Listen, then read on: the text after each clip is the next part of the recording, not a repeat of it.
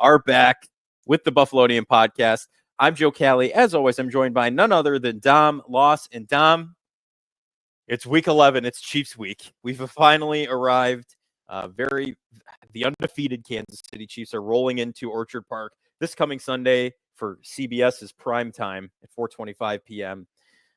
It's a big week, potentially, for maybe the standings. I know the Chiefs might not lose another game, but the Bills being able to go 9-2 and take down the undefeated Chiefs could have some repercussions on where they end up at the end of the season. But I guess before we dive into some X's and O's here, on the surface, you nervous? What are you feeling like here going into this matchup?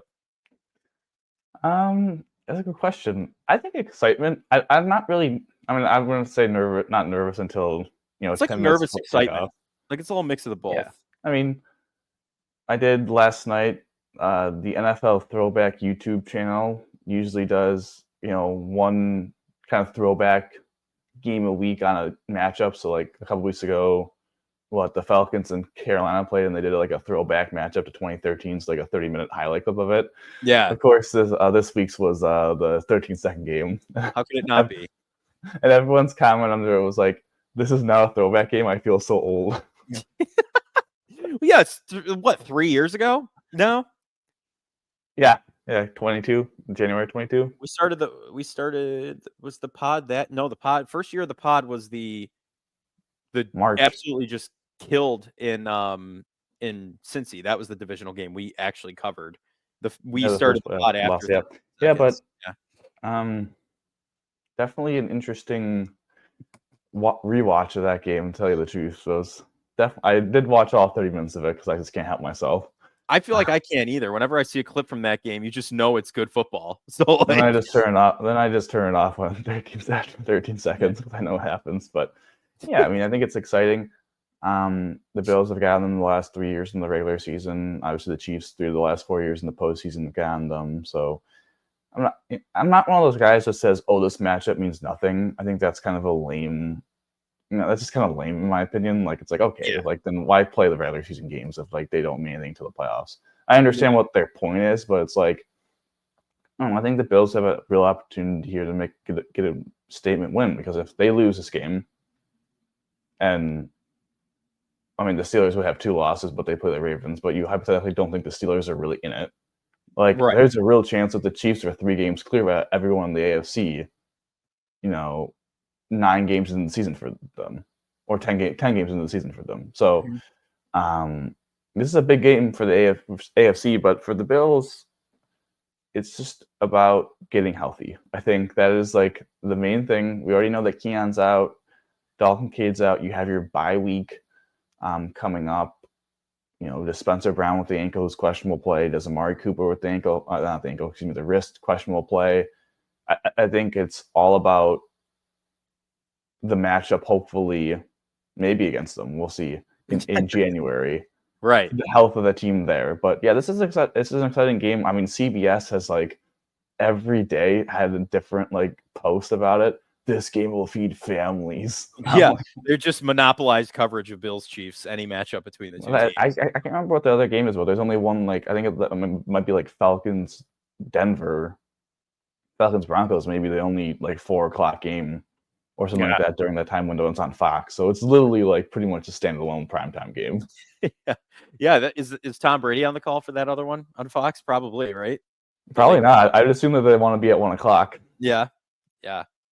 No, I'm excited. I look forward to these two teams matching up. You've heard them all week through interviews, Josh Allen being asked, Patrick Mahomes being asked, just, what do you think of these two guys? They're like, oh, we're friends, but in the season, we don't really talk all that much because we're direct competitors, so which makes a lot of sense. And it's never a dull moment matchup wise between these two teams. It's always something exciting and something good to look out for. So that all being said, what do Josh Allen? I have one question for you before we start. All right. I think GR tweeted this out. Yeah. What one player current in the NFL would you put on the Bills roster? Yeah, I knew.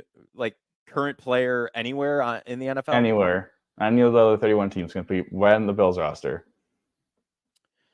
It's kind of a rough split for me.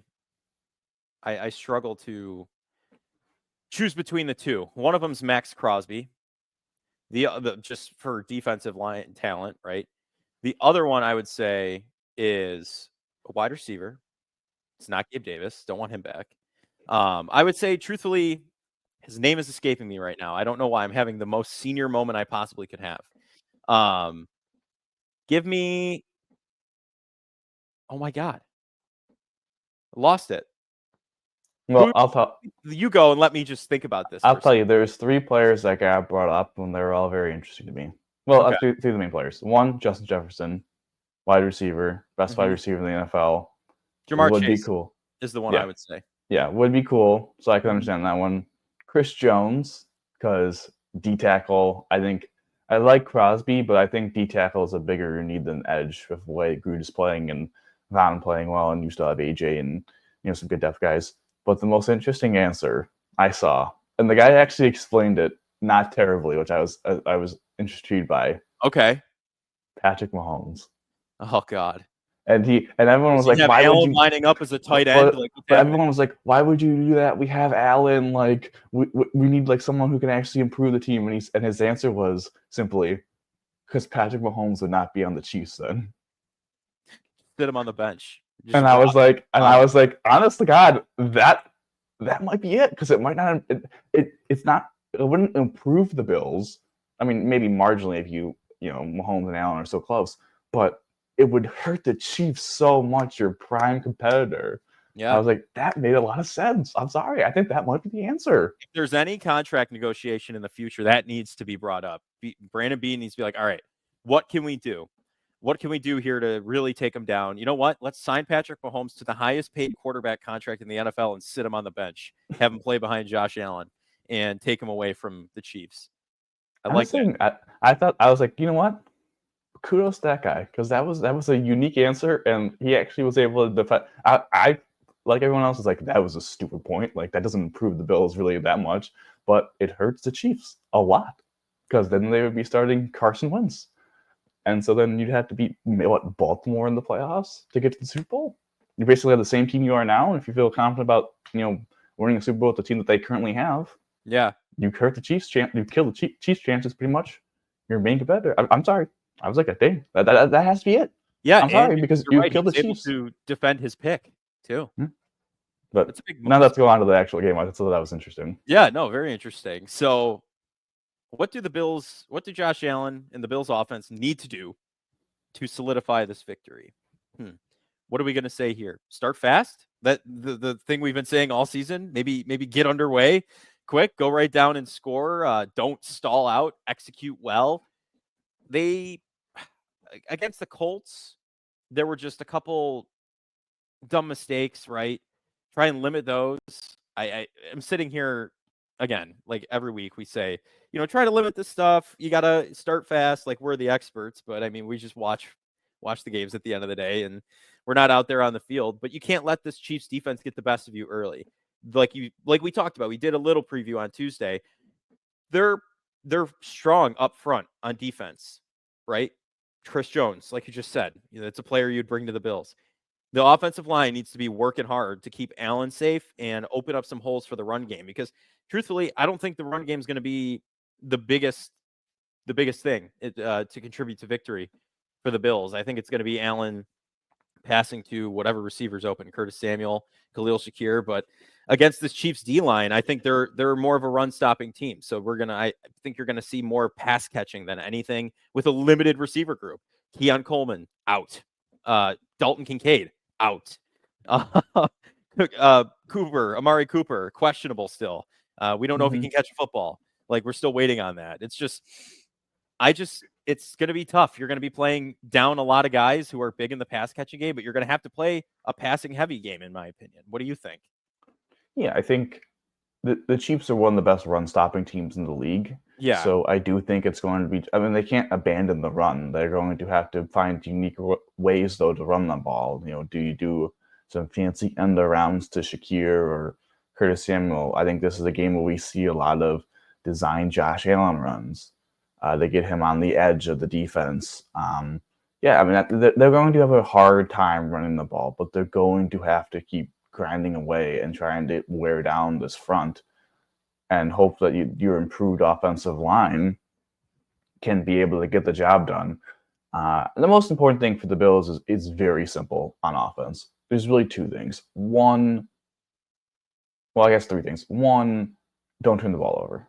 You can't afford to turn the ball over and waste possessions with bad turnovers, especially in the red zone or in your own territory. Two, they have to win on first and second down. Right. They can't afford to be in third and longs because that's when Spagnuolo does his crazy blitzes, his crazy blitz packages, and puts a lot of stress on your offense to be able to communicate effectively and get the right guy who's coming, make sure you blocked it up, make sure you have a hot route. Like, it's a problem. They're one of the best blitzing teams in the league because of his packages, and they do a lot of it on third and long to get you off the field. So the Bills cannot be in third and long. And three, the Bills just have to chew clock. You know, it's like a college football. Immediately on the settings, put on chew clock. Because that's where they've had success, you know, making these close games against the Chiefs. I think, you know, you look back to, I know they lost the game in the divisional round, but that Bills defense was banged up and didn't get a lot of stops throughout that game. But that defense is only on the field for 23 minutes because the Bills offense was on the field for 37.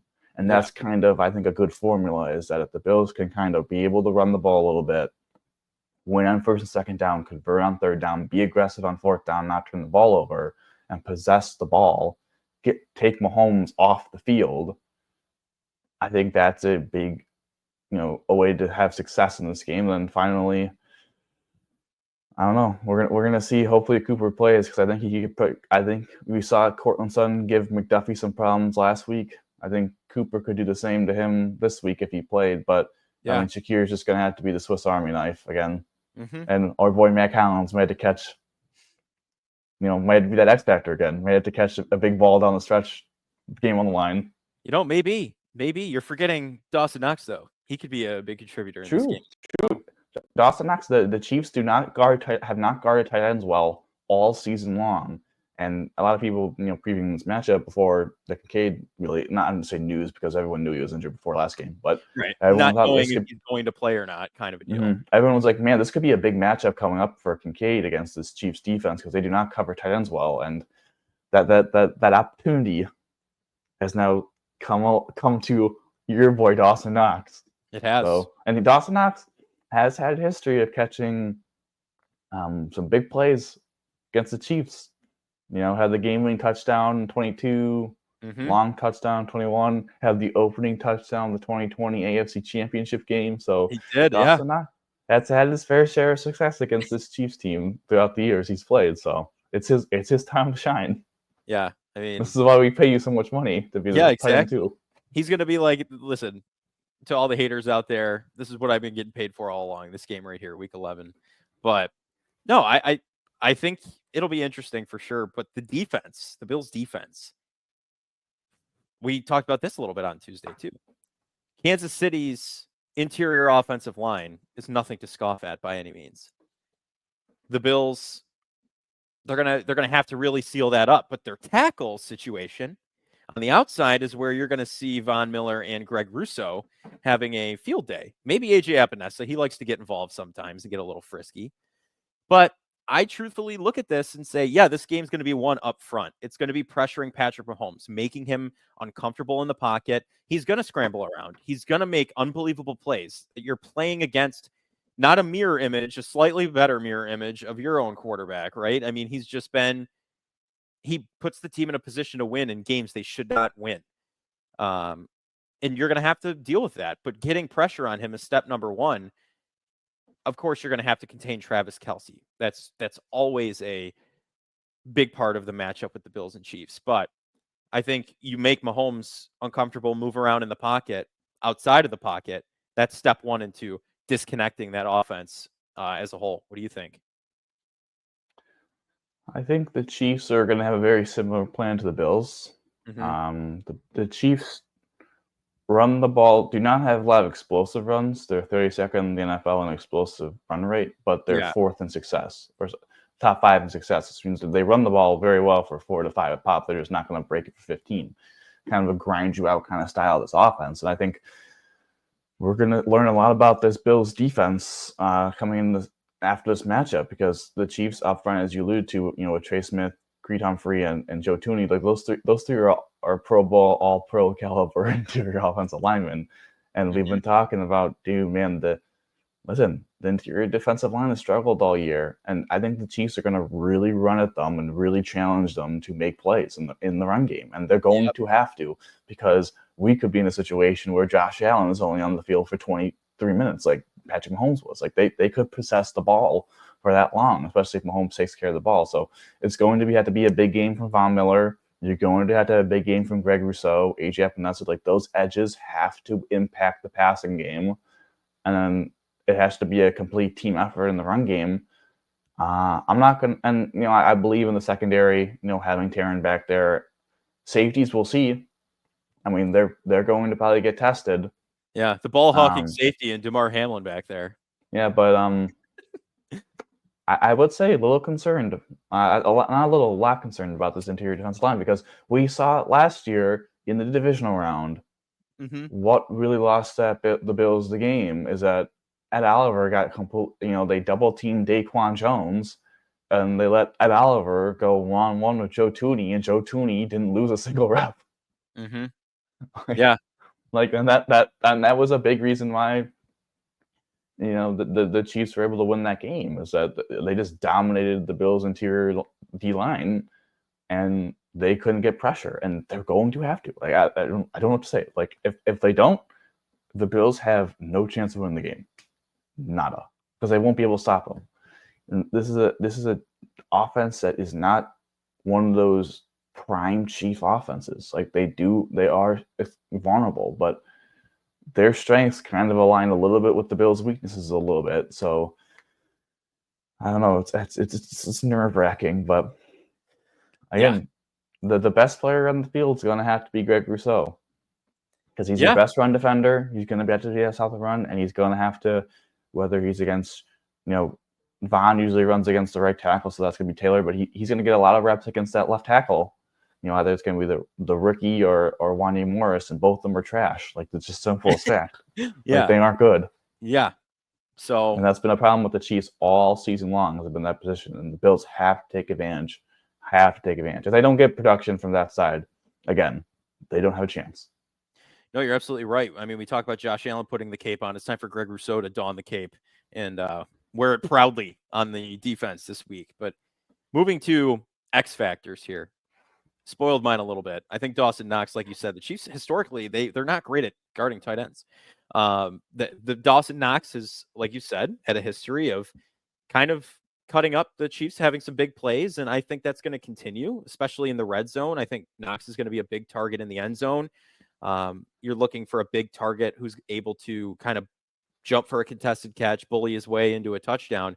That's going to be Dawson Knox. And without Keon Coleman, without Kincaid, he's going to be your big guy in the red zone. Give me Dawson Knox as my X factor. What about you? What do you got?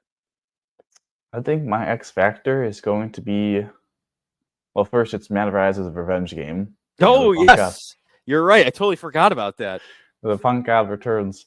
But I think the X factor is not, I'm not saying a player, I'm saying the kicking game.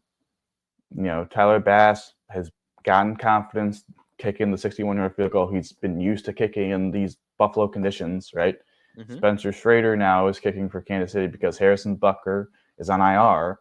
And I think he's going to be tested because it's very hard to kick in Buffalo.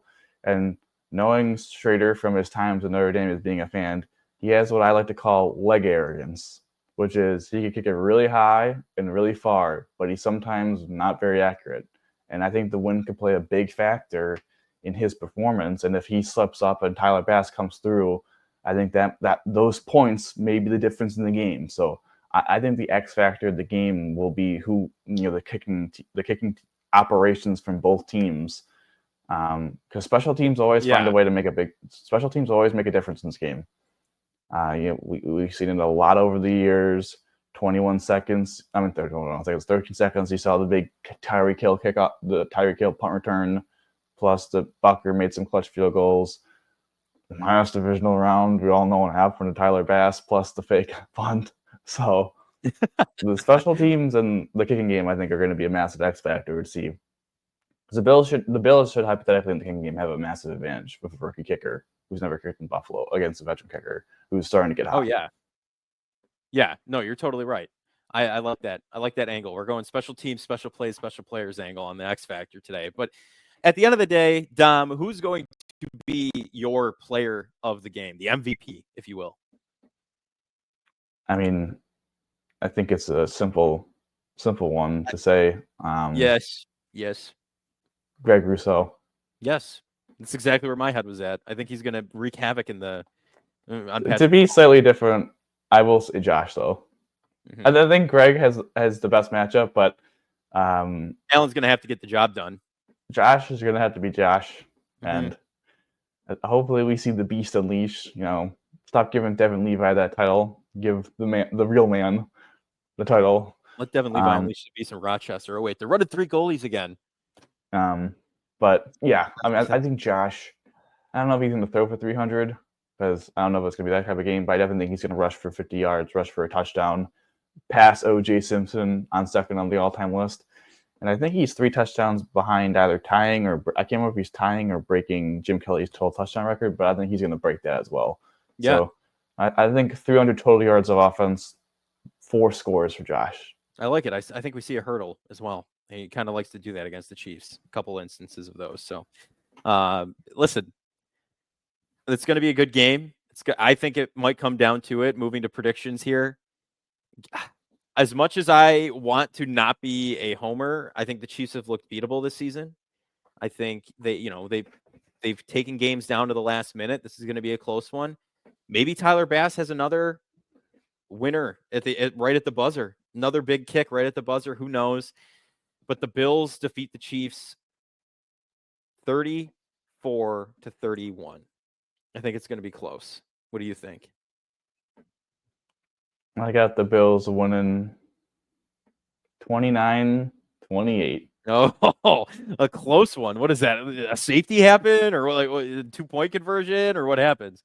They go for 2 game-winning 2-point conversion with 5 seconds to go. That's awesome.